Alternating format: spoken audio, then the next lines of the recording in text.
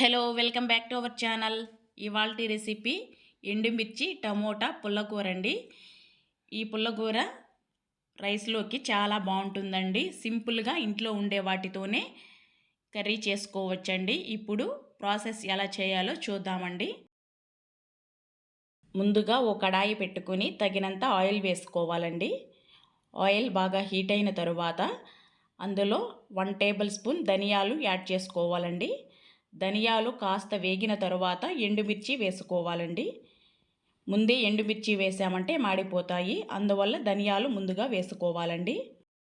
ఇప్పుడు ధనియాలు ఎండుమిర్చి కాస్త వేగిన తరువాత 2 పెద్ద సైజు ఉల్లిపాయలు ఈ విధంగా కట్ చేసి వేసుకోవాలండి. ఇప్పుడు ఉల్లిపాయ కాసేపు మగ్గిన తరువాత 1/2 టేబుల్ స్పూన్ జీలకర్ర వేసుకోవాలండి. 5-6 వెల్లుల్లి, ఓరెమ్మ కరివేపాకు వేసి మరొకసారి బాగా కలుపుకోవాలండి. ప్లీజ్ ఫస్ట్ టైం మన వీడియో చూసేవాళ్ళు మన ఛానల్ని సబ్స్క్రైబ్ చేసి తప్పకుండా లైక్ చేయండి.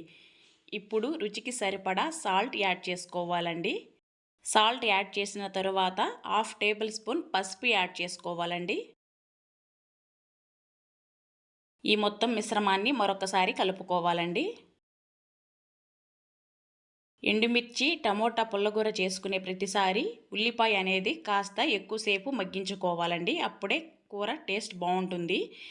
ఇప్పుడు కట్ చేసుకున్న టమోటా ముక్కలు యాడ్ చేసుకోవాలండి. టమోటాలు ఎక్కువగా వేసుకోవాలండి. నేనైతే 1/2 కేజీ టమోటాలు యాడ్ చేశానండి. ఇంట్లో కూరగాయలు ఏమీ లేనప్పుడు మనకి టమోటా ఉల్లిపాయ ఉంటే ఈ కర్రీ చాలా సింపుల్గా ఈజీగా చేసుకోవచ్చండి. రైస్లోకి చాలా బాగుంటుందండి. దీనికి కాంబినేషన్గా ఎగ్ ఆమ్లెట్ అయితే చాలా అంటే చాలా బాగుంటుందండి. ఓ చిన్న సైజు నిమ్మకాయ అంతా చింతపండు యాడ్ చేసుకోవాలండి.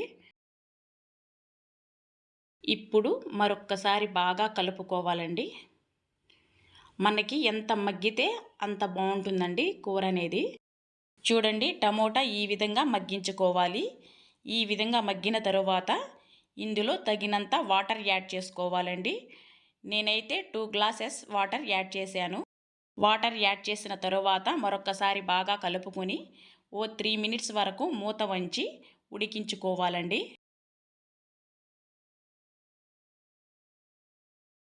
3 మినిట్స్ ఉడికించుకున్న తరువాత చూడండి ఈ విధంగా వస్తుంది. ఇప్పుడు పప్పు గుత్తితో వేరే పాత్రలో వేసుకొని మెత్తగా మెదుపుకోవాలండి.